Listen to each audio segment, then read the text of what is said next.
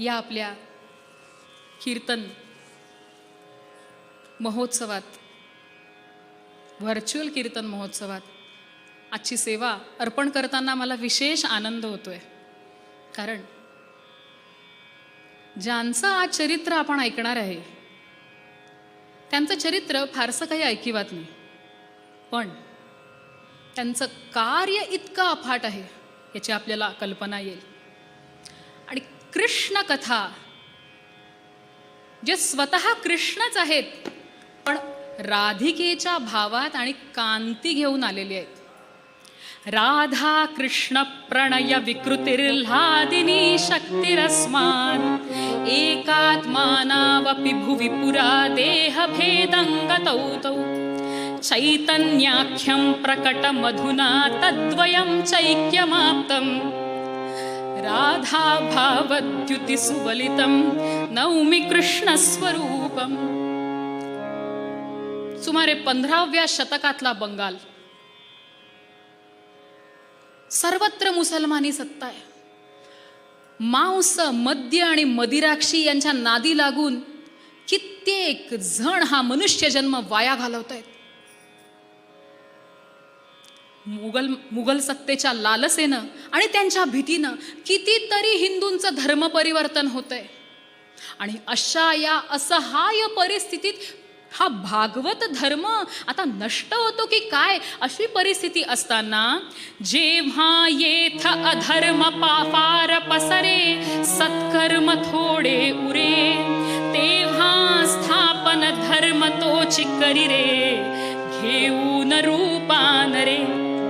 15व्या शतकी हरी प्रगटले बंगाल देशी स्वये त्या चैतन्य महाप्रभूस नमिते सोडून हस्ताद्वये. चैतन्य महाप्रभू की जय. सर्वत्र अधर्म पसरला आहे. भगवंताचं अभिवशन आहेच. जेव्हा असा अधर्म आहे तेव्हा मी येईन. आणि खरंच भगवंत आले. कधी आले? फाल्गुन शुक्ल पौर्णिमा. पण पौर्णिमा असून सुद्धा ग्रहण, आणि सगळीकडे ग्रहण काळात आपल्याला माहिती आहे भगवंताचं नामस्मरण सुरू होतं. नादिया, बंगालमधला नादिया परिसर, तिथे मायापूर नावाचं गाव आहे.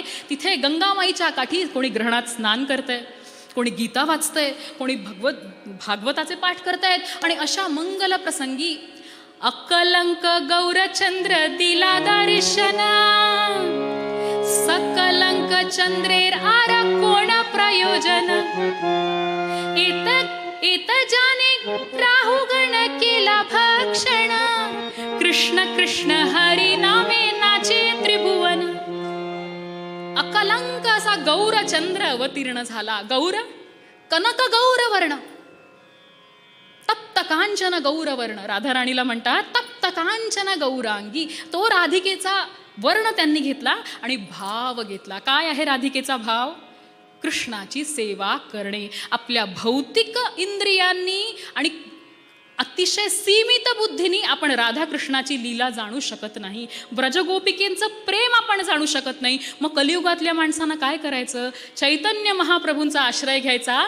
ते सर्वोत्कृष्ट ब्रजगोपिकेचं प्रेम हरिनाम संकीर्तनाच्या माध्यमातनं कुठल्याही क्वालिफिकेशनशिवाय, कुठल्याही पात्रतेशिवाय,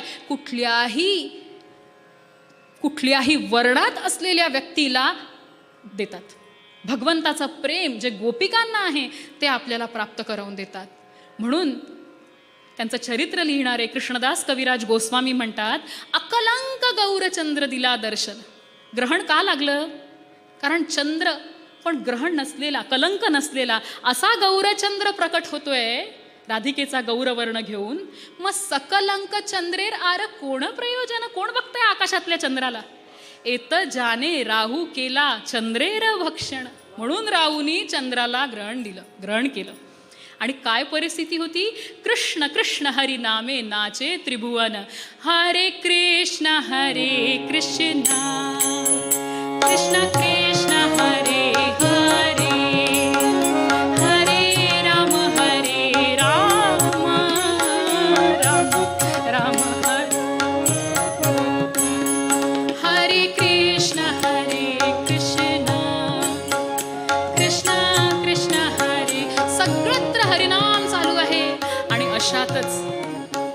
अशातच जगन्नाथ मिश्र आणि शची देवी या अतिशय सात्विक भक्त वैष्णव ब्राह्मण कुटुंबामध्ये मंडळी आपल्या चरित्र नायकाचा नव्हे युगावताराचा जन्म झाला. चैतन्य महाप्रभू, गौरचंद्र, गौरहरी, शचीनंदन, जगन्नाथ नंदन असे होते. आणि यांच्या जन्माच्या आधीची आख्यायिका अशी, त्यांच्या आधी विश्वरूप नावाचा त्यांचा मोठा भाऊ होता. त्याच्या आधी 8 कन्या जन्मतःच गेल्या होत्या. अशी परिस्थिती असताना शची देवींना 13 महिने गर्भात राहून हे चैतन्य महाप्रभू प्रकट झाले, अवतीर्ण झाले. सगळीकडे सगळ्या त्रिभुवनात ग्रहण असल्यामुळे हरिनाम चालू होतं आणि तेव्हाच त्याच प्रसंगी आपल्या जन्माचं रहस्य त्यांनी प्रकट केलं. मी कशासाठी आलोय या भूतलावर? सगळ्यांना कृष्ण प्रेम द्यायला, सगळ्यांना हरिनाम संकीर्तनात सगळं जग न्हावून टाकायला. आता तुम्ही म्हणाले यांना भगवान कशामुळे म्हणायचं? आता मी भगवान का तू भगवान याच्यावरनं कोर्टात केसेस चालू आहे. मी कल्की अवतार आहे का तू कल्की अवतार? भगवान कोणाला म्हणायचं? शास्त्रात सगळ्या उपाध्या सांगितलेल्या असतात. महात्मा कोणाला म्हणायचं? गीता उघडा आणि वाचा. महात्मानस्तु मां पार्थ दैवीं प्रकृतिमाश्रितः, जो दैवी प्रवृत्तीचा आहे. पंडित कोणाला म्हणायचं? यस्य सर्वे समारंभा कामसंकल्पवर्जिताः ज्ञानाग्निदग्ध कर्माणं तमाहु पंडितम. पंडित आणि महात्मा ही कोणी पदवी देऊन मिळत नसतं. शास्त्राप्रमाणे आचरण केल्यावर आपोआप शास्त्र आपल्याला ती पदवी प्रदान करतं. तद्वतच आपण भगवान आहे की नाही याच्यात शास्त्राधार कुठे आहे? खूप प्रमाण आहेत. तुम्हाला फक्त 4 सांगते. चैतन्य महाप्रभू भगवान आहेत कशावरनं? भागवतात त्याचं वर्णन आहे. कृष्णवर्णम त्विषा कृष्णम सांगोपांगास्त्र पार्षदम यज्ञ संकीर्तनैः प्रायैः यजन्ति सुमेधसः. कलियुगात संकीर्तन यज्ञाच्या द्वारे भगवान सगळ्यांना मुक्त करतील कलियुगातल्या जीवांना. प्रमाण क्रमांक 2 वायुपुराण. कलौ संकीर्तनारंभे भविष्यामि शचीसुतः. शचीच्या पोटातनं, शची देवीच्या गर्भातनं मी संकीर्तन करायला कलियुगात जन्माला येईल.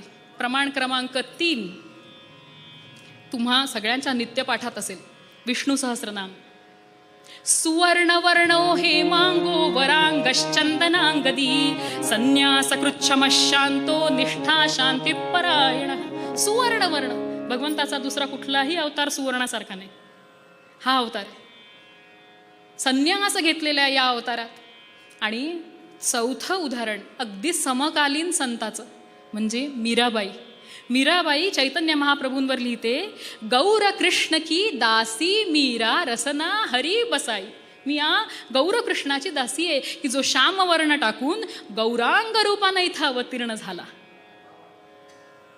आता आपण सगळ्यांना पटलं चैतन्य महाप्रभू भगवान आहे, शास्त्राधार आहे. आता पुढे काय झालं? हळूहळू मोठे होत होते. तुम्ही म्हणाल कृष्ण खोड्या करायचा, हे खोड्या करायचे का? यांच्या खोड्याला अंत नव्हता, अंतच नव्हता.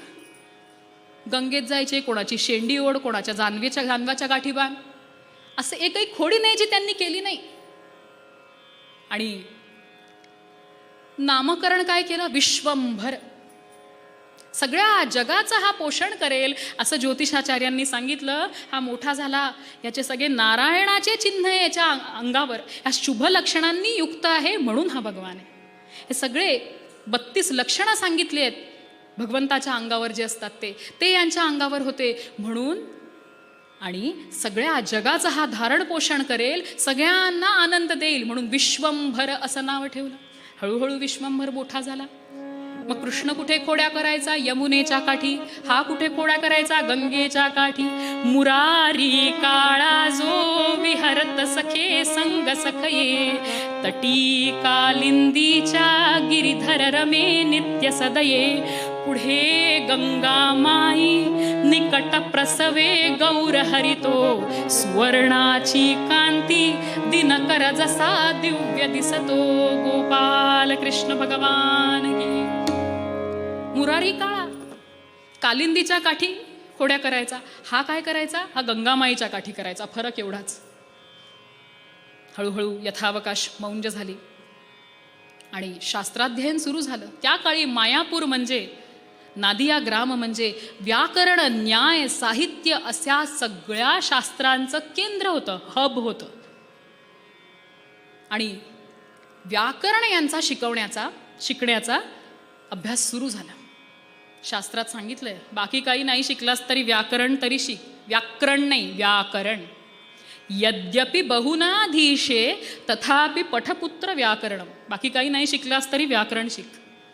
अशी त्या काळच्या लोकांची दृढ श्रद्धा होती. कारण भाषा कळली तर शास्त्राध्ययन कराल.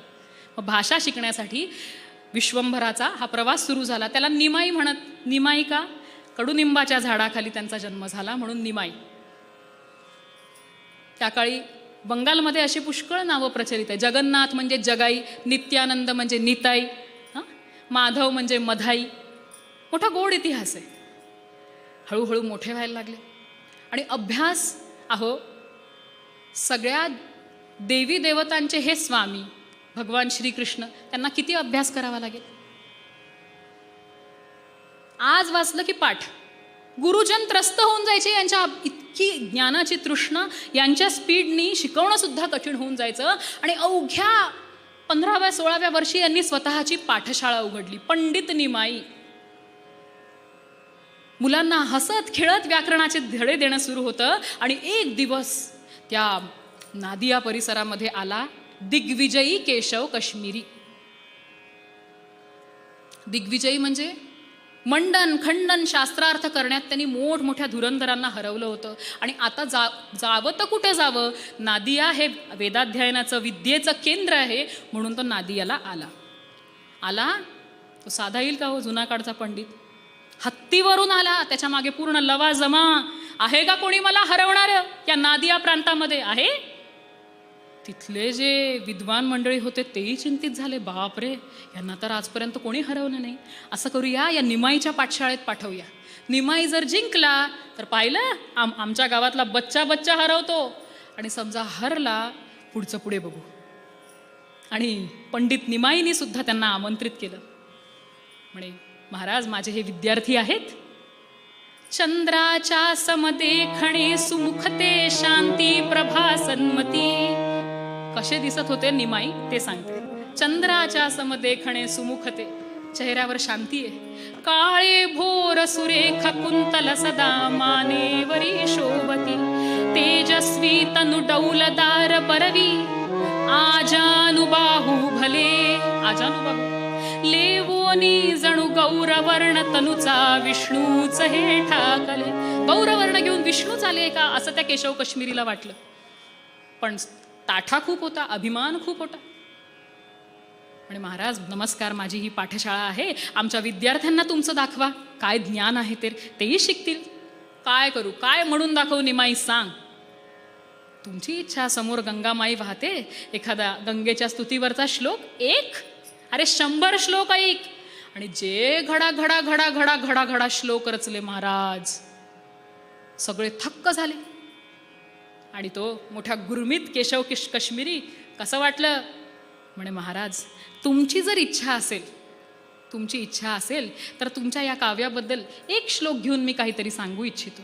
सांग, रसग्रहण कर माझ्या काव्याचं, गुण सांग. नाही म्हणे महाराज, गुणही सांगतो आणि दोषही सांगतो.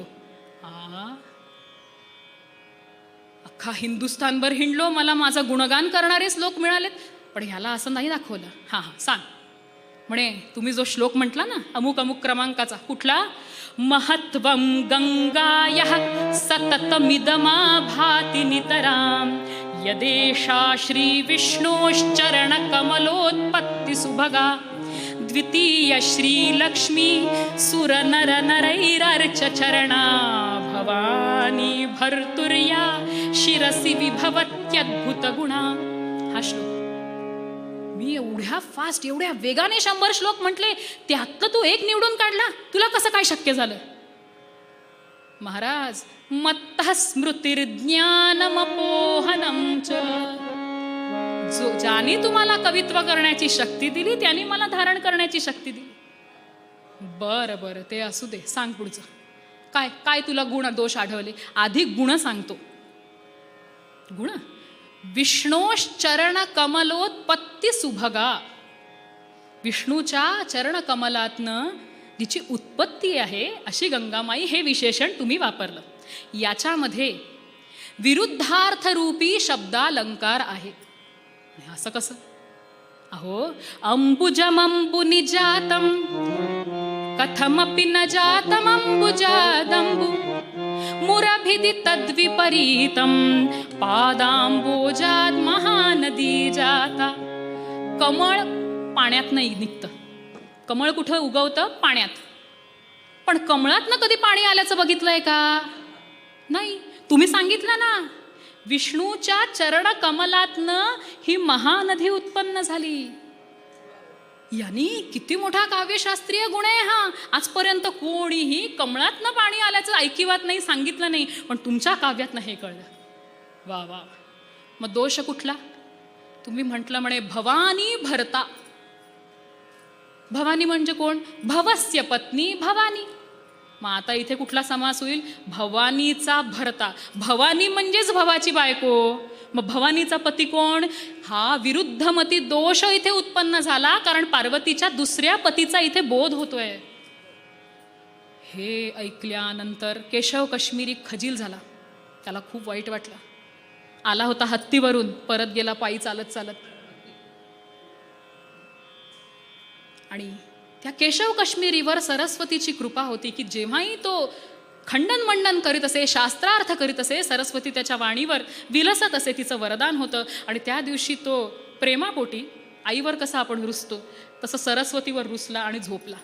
स्वप्नात देवी सरस्वती आली आणि तिने सांगितलं, बाबा रे, आज तू ज्याच्याशी वाद केलास तो माझाही स्वामी आहे, तो माझा स्वामी आहे, आणि तुझ्या हरण्यातच तुझा फार मोठा विजय आहे. ते माझे स्वामी आहे, त्यांची जाऊन तू क्षमा माग. आणि केशव काश्मीरी मोठ्या प्रेमानं सरस्वतीची आज्ञा पाळायला दुसऱ्या दिवशी विश्वंभर पंडित निमाईच्या चरणावर जाऊन दंडवत करतो. म्हणे, भगवान, मला आपलं स्वरूप माहिती आहे. देवी सरस्वतीने मला सांगितलं, त्यांच्याकडे तू जा आणि उपदेश माग. त्यांना सांग उपदेश करायला. मला कुठला तरी उपदेश करा. पंडित निमाईने सांगितलं, धर्मं भजस्व सततं त्यज लोक धर्मान सेवस्व साधु पुरुषान् जहि काम तृष्णा अन्यस्य दोष गुण चिंतनमाशु त्यक्त्वा सेवा कथा रसमहो नितरां पिबत्वं. धर्माचं पालन कर, कुणाचाही द्वेष करू नको, गुणदोषाचं चिंतन करू नको, धर्मानं वाग आणि सेवा कथा रसमहो. भगवंताचं नामस्मरण कर, त्यांच्या शास्त्रांचं अध्ययन कर, आणि तिथं तुम्हाला मिळालेली ही बुद्धी आहे ती तिथे वापरा. आणि त्याच्यानंतर केशव काश्मीरी मार्गी लागला आणि तो फार मोठा भक्त झाला. मधल्या कालावधीत निमाई पंडितांच्या वडिलांचं निधन झालं आणि श्राद्ध करायच्या प्रसंगी ते गयेला आले. आणि गया तीर्थावर विष्णुपदी नावाची जागा आहे, तिथे भगवंताचे चरणकमल आहे. त्या चरणकमलांजवळ आल्यानंतर पंडित निमाईनी आपल्या अंतःकरणातलं कृष्ण प्रेम व्यक्त केलं. आणि इथून जो निमाईचा प्रवास सुरू झाला, आधी विद्वान पंडित निमाई, जे आपल्याला शंकराचार्य सांगतात, नाही नाही गच्छती डुक्रुय्य करणे, व्याकरण शिकून फायदा नाही, भज गोविंदम. डुक्रुय्य करणेचा प्रवास संपला, आता भज गोविंदमचा प्रवास सुरू झाला पंडित निमाईचा. आणि गया तीर्थावर ते विष्णूंचे चरण कमल बघितले आणि अंतर्मुख झाले महाप्रभू. हेच ते चरण कमल ज्याच्यातनं गंगामाई प्रकटली. विभूषितानंगरिपूत्तमांगा सद्यः कृतानेक जनार्ति भंगा मनोहरोत्तुंग चलत्तरंगा गंगा ममांगान्यमलीकरोतु. ही गंगामाई ज्याच्यातनं प्रकट झाली. लक्ष्मी देवी सतत ज्या चरणांचा चरणसेवा करत असतात, तेच हे चरणकमल. अहिल्या ज्यानं मुक्त केली, तेच हे चरणकमल. बलीला ज्यानं मुक्त केलं तेच हे चरणकमल नव्हे नव्हे. योगी अनेक जन्म ज्या चरणकमळांचं ध्यान करतात तेच हे चरणकमळ. आणि हे बघितल्यानंतर निमाई अंतर्मुख झाला आणि त्या क्षणी त्यांच्या अंतःकरणातलं कृष्ण प्रेम बाहेर आलं. आणि तेव्हाच त्यांच्यावर गुरुकृपा झाली. ईश्वरपुरी नावाचे फार मोठे संत, फार मोठे भक्त, त्यांना निमाईने हात जोडले, महाराज माझ्यावर कृपा करा. तेही तेवढेच अधिकारी होते. म्हणे भगवान मला कशाला तुम्ही लाजवता, तुमचं स्वरूप मला मान्य आहे, माहिती आहे. नाही नाही, तुमचं कृष्णप्रेम मला द्या. कृष्णप्रेम, अहो सगळ्या जगाला कृष्णप्रेम वितरण करणारे तुम्ही, तुम्हाला मी काय कृष्णप्रेम देणार. नाही नाही, असं करू नका. अहो तुम्ही मागितलं तर मी अनुग्रह काय माझा प्राण देऊ शकतो. आणि ही तुमचीच आज्ञा, म्हणून मी तुम्हाला हरिनाम दीक्षा देतो. आणि हरिनाम दीक्षा झाली, दशाक्षरी मंत्र त्यांना सांगितला आणि तिकडनं निमाई जो बदलला तो पूर्णतः बदलला. किती बदलला? पाठशाळेत विद्यार्थी विचारायचे प्रश्न व्याकरणाच्या संदर्भातले, सिद्ध वर्ण सममनाय सांगा. वर्ण सममनाय म्हणजे अल्फाबेट्स, मुळाक्षर. हे काय सांगायचे? नारायणच सगळ्या वर्णांमध्ये सिद्ध आहे. तसं नाही, वर्ण सिद्ध कसे होतात? सगळे वर्ण नारायणाच्या स्मरणाने सिद्ध होऊ शकतात. ते नव्हे, सगळ्या शास्त्रांचं सार सांगा. सगळ्या शास्त्रांचं सार हे आहे की नारायणाच्या चरणाचं भजन करा. हा निमाई वेडा झाला. किती वेडा झाला? कृष्ण प्रेम त्यांना स्वस्थ बसू देईना.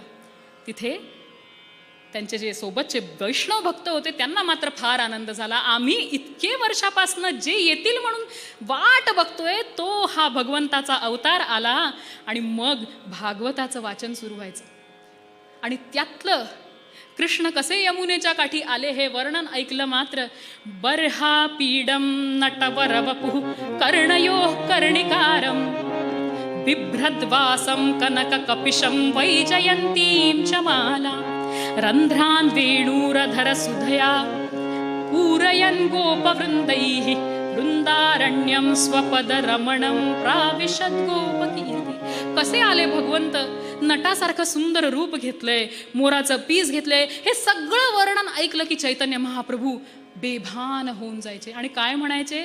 कदा वृंदारण्ये विमल यमुना तीर पुलिने चरंतं गोविंदं हलधर सुदामादि सहितं अये कृष्ण स्वामिन् मधुर मुरली वादन विभो प्रसीदेत्याक्रोशन निमिषमिव नेष्यामि दिवसान. अरे हे प्राणवल्लभा, हे गोपीजन वल्लभा, हे दामोदरा, हे गोपीनाथा, व्रजेंद्र नंदना, नंदनंदना, कुठेस तू? एकदा मला दिस, एकदा मला तुझ्यासोबत बघू दे, तुला बघू दे, एकदा मला तुझ्यासोबत घेऊन जा त्या वृंदावनात. असे हे बेभान झाले. आणि शास्त्रात सांगितलंय, अशा भक्तांच्या चरणांनी, चरणधुलीनी पृथ्वी पवित्र होते. जे भगवंताच्या स्मरणात हसतात, रडतात, गातात, नाचतात, उन्मादात जातात, अशा भक्तांच्या चरणकमलांनी पृथ्वी पवित्र होते. ही त्यांची लीला. भौतिकवादी लोक जे आहार, निद्रा, भय आणि मैथून याच्यातच बुडाले आहेत, त्यांना काही कळायची नाही. आणि म्हणून गौरांग महाप्रभूंनी संन्यास घ्यायचा निश्चय केला. कारण त्या काळी संन्यासी जे सांगतो त्याचं अनुकरण लोक करायचे, त्याला सन्मान होता. संन्यास घेणं सोपं नव्हतं बरं. अतिशय प्रिय पत्नी होती, खूप प्रेमळ आई होती, पण त्याच्यातही जगाच्या कल्याणासाठी नुसतं बंगालपर्यंत थांबून चालणार नव्हतं. सगळ्या जगाला जर हरिनाम द्यायचं तर परिव्राजक होणं आवश्यक होतं. आणि म्हणून केशव काश्मीरी भारती यांच्याकडनं त्यांनी संन्यास दीक्षा घेतली आणि श्रीकृष्ण चैतन्य असं त्यांचं नामकरण झालं. आता तो राधाभाव बदलला होता का? नाही, तो तसाच होता. पण सगळीकडे नाचत नाचत सगळीकडे हरिनाम संकीर्तन करत करत जातात. हरे कृष्णा कृष्ण कृष्ण हरे हरे हरे राम राम राम राम हरे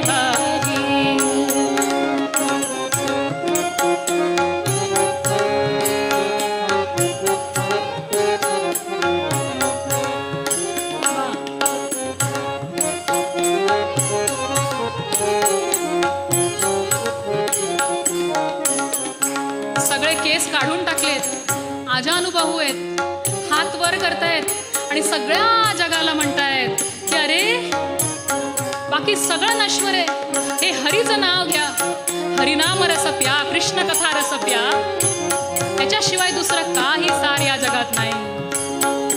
हरे कृष्णा हरे कृष्णा कृष्णा कृष्णा हरे हरे, हरे राम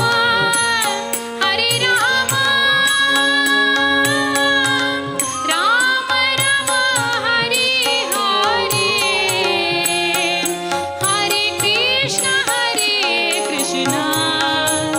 कृष्णा कृष्णा हरे हरे, हरे राम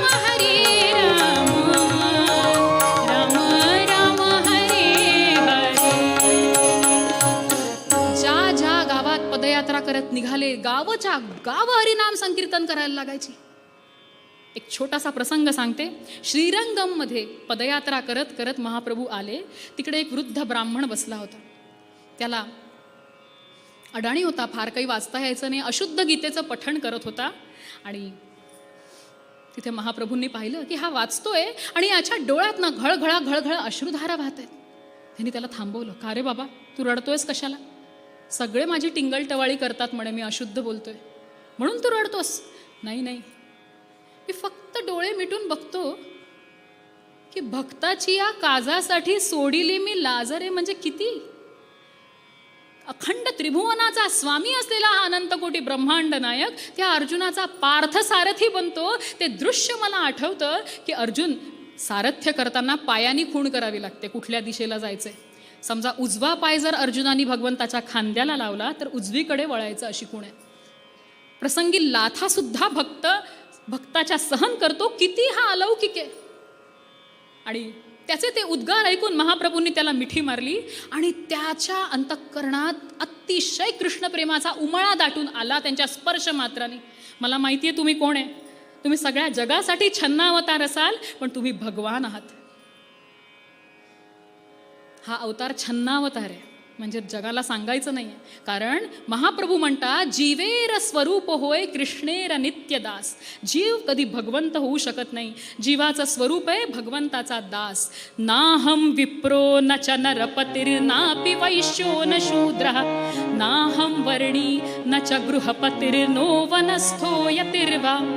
मी चारही आश्रमातला कोणी नाही. मी ब्राह्मण नाही, मी वैश्य नाही, मी क्षत्रिय नाही, मी शूद्र नाही, मी ब्रह्मचारी नाही, मी गृहस्थ नाही, मी वानप्रस्थ नाही आणि मी संन्यासी नाही. किंतु प्रोद्यन निखिल परमानंद पूर्णामृताब्धेर. फक्त एकच सांगतो, मी कोण आहे? गोपी भर्तृ पदकमलयोर दास दासानुदास. गोपिकांचा त्याच्या दासांचा दासांचा दासांचा दासांचा मी दास आहे, असं महाप्रभू त्याला सांगितलं. आणि त्याला सांगितलं की तुझी सेवा माझ्यापर्यंत पोहोचली आहे. आणि इथून अजून पुढे पदयात्रा करत करत एक फार सुंदर प्रसंग त्यांच्या चरित्रातला आहे की नुसतं मनुष्यांना त्यांनी कृष्णप्रेम दिलं नाही, तर पशूंना सुद्धा कसं कृष्णप्रेम दिलं.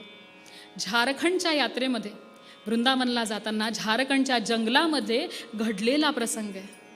महाप्रभू जात आहेत आपल्या भावामध्ये, कृष्णप्रेमात निमग्न आहे. आजूबाजूला पशु आहेत, पण सिंह, वाघ, हत्ती हे सगळे पशु आपापसातलं वैर सोडून, क्रौर्य सोडून काय म्हणतायत? कृष्ण कृष्ण जय कृष्ण कृष्ण जय कृष्ण कृष्ण. आणि कसे दिसत होते हो तेव्हा हे गौरचंद्र. ढुले ढुले गोराचा हरी गुण गाय, ढुले ढुले गोराचा हरी गुण गाय, हरी गुण गाय, ढुले ढुले.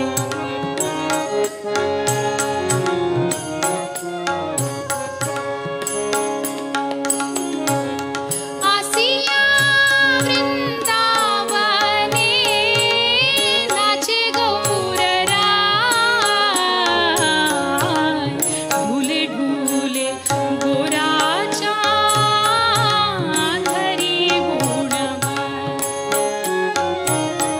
भजनांमध्ये अनेक भजन चैतन्य महाप्रभूंचे आपल्याला ऐकता येतात, अतिशय मधुर. आणि ऐका, चैतन्य महाप्रभू म्हणतायत, गौर बोले हरी हरी, शारी बोले हरी हरी. शारी म्हणजे मैना.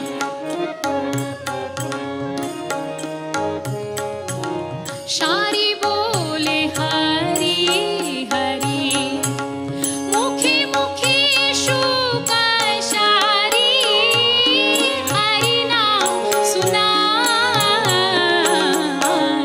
ढूले ढूले गोरा चांद, हरि गुण गाय, हरि गुण गाय, ढूले ढूले गोरा चांद, हरि गुण गाय. डोलत डोलत सगळ्या पशु पक्ष्यांना महाप्रभूंनी म्हणावं, म्हण हरी हरी. मैना आपल्या गोड आवाजात हरी हरी म्हणायची, सिंह आपल्या आवाजात हरी हरी. जो काही त्याचा आवाज असेल, मला काही काढता येत नाही, प्रयत्न केला. जसा काही त्यांचा आवाज असेल त्या आवाजात हात जोडून सगळं वातावरण कृष्णमय करून टाकायचे. आणि असं करत करत जगन्नाथपुरीमध्ये अनेक वर्ष तिथे राहिले. मग काय कृष्णप्रेम स्वतःच घेतलं? नाही, सगळ्या जगाला वाटलं. कसं वाटलं? शिष्य संप्रदाय निर्माण केला. शास्त्राची बैठक होती.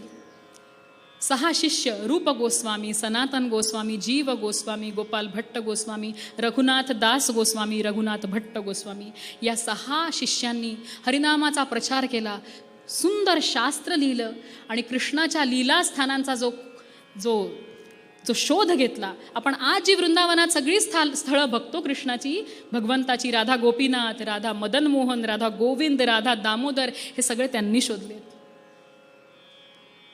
चैतन्य महाप्रभू म्हणजे कलियुगातल्या बद्ध जीवाला देण्यात आलेली संजीवनी आहे मंडळी. आपल्या जवळचं कृष्णनाम सगळ्यांना दिलं. कृष्णाची भक्ती कशी करायची? कलियुगात व्रजगोपिकांचं अंधानुकरण करणं शक्य नाही. लोक म्हणतात आम्ही रासलीला वाचली. रासलीला आपल्या कोणाला कळूच शकत नाही, इतकी ती गुह्य आहे. कारण रास पंचाध्यायीच्या शेवटच्या श्लोकात सांगितलंय, जो कोणीही रासलीला वाचेल, खरंच मनन करेल शुद्ध अंतःकरणाने, शुद्ध गोस्वामींच्या तोंडातनं, गुरूंच्या मुखातनं, त्यांच्या अंतःकरणातला कामविकार समूळ नष्ट होईल. ज्याचं फळ हे आहे, तर ती लीला काय असेल? त्याचं कशाचंच अनुकरण करायचं नाही. मग काय करायचं? हरेर नाम हरेर नाम हरेर नामैव केवलम, कलौ नास्त्येव नास्त्येव नास्त्येव गतिरन्यथा. 3दा सांगितलं. का? एकदा सांगितलं की लक्षात राहत नाही, दुसऱ्यांदाही सांगितलं कदाचित विसरेल, म्हणून 3दा सांगितलं. कलियुगात दुसरं काहीही नाही. या पद्धतीनं तू हरिनाम संकीर्तन केलंस तर निश्चितच सर्वश्रेष्ठ अशी गोपिकांची भक्ती तुला सहज साध्य होणार आहे. महाप्रभूंनी शुष्कता काढून टाकली आध्यात्मिक मार्गातली आणि त्याला भक्तिरसाचा ओलावा दिला. आजही त्यांच्या कृपेनी त्यांच्या संप्रदायाचं सगळीकडे प्रचार सुरू आहे. हरिनाम संकीर्तन आंतरराष्ट्रीय कृष्ण भावनामृत संघ करतोय. श्रील प्रभुपादांच्या कृपेने हे सगळं चालू आहे आणि हे चालूच राहणार आहे. हे चालूच राहणार आहे. चैतन्य महाप्रभूंनी संन्यासानंतर फार ग्रंथरचना केली नाही, पण संन्यासाच्या आधी उपदेशपर त्यांच्या शिष्यांना जे काही सांगत होते किंवा स्वकीयांना जे काही श्लोक सांगत होते त्यातला एक श्लोक सांगते. आणि कसा तो तुकोबारायांनी सांगितलेल्या श्लोकाशी जवळचा आहे बघा. शिक्षाष्टकम त्यांनी सांगितलं, हरिनाम करताना काय व्हायला पाहिजे, जप किती करायला पाहिजे. नयनम गलदश्रुधारया वदनम गद्गदरुद्धया गिरा पुलकैर्निचितं वपुः कदा तव नाम ग्रहणे भविष्यति. हे कृष्णा, डोळ्यातनं अश्रुधारा गळतायत, वदन गदगद होते, वाणी गदगद होते, अंगावर रोमांच येत आहेत. अशी माझी अवस्था कधी होईल रे? हीच अवस्था पूर्वरंगाच्या पदात तुकोबाराय भगवंताकडे मागतायत.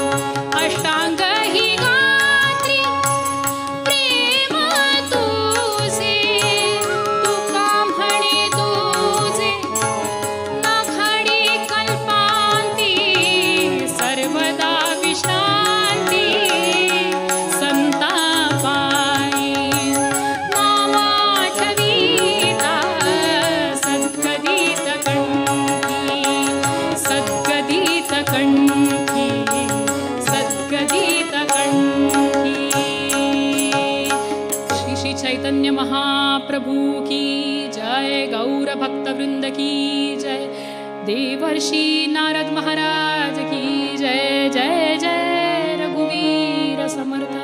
झालेली सेवा भगवंताच्या चरणी समर्पित करते आणि ह्या आख्यानाला मांडायची संधी दिली.